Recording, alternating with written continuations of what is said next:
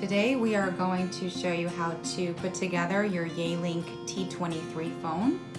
Okay, we're going to take the phone out of the box. And we have here the actual phone part. Okay. It will arrive with some paperwork. You should probably have a PressONE quick guide and the Yealink quick start guide as well. Now, we'll want to pull out the pieces of the box. We have the coil cord, the Ethernet cord, the back stand of the phone, and we have the handset itself.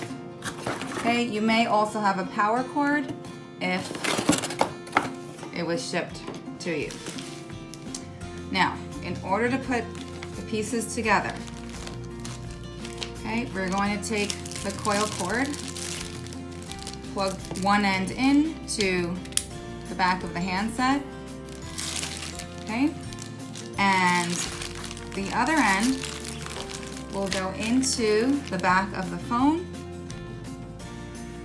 on the side, side of the phone, just like that. You do also have a headset cord if you have a Yealink compatible corded headset to plug in there. Okay, this is step one. Okay, next is going to be connecting your phone to the computer. Okay, when you look at the back of the phone, you have 3 connections. The circle is for power. It says DC, that's your power connection.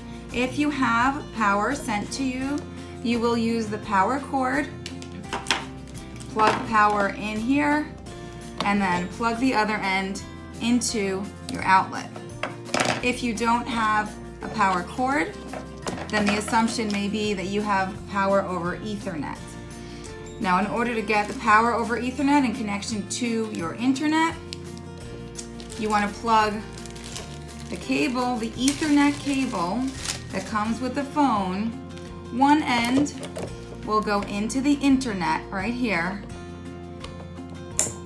and the other end of this should go into the wall outlet or your switch, whatever connects back to the internet. Okay? You do also have a second port here called PC.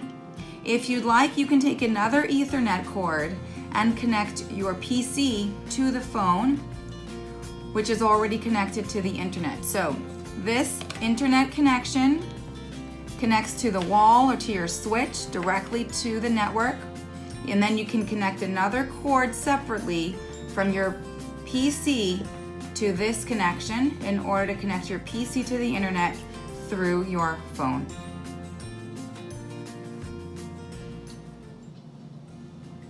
In order to connect the back stand to the phone, we are simply going to connect the 4 prongs on the bottom of the back stand into the back of the phone.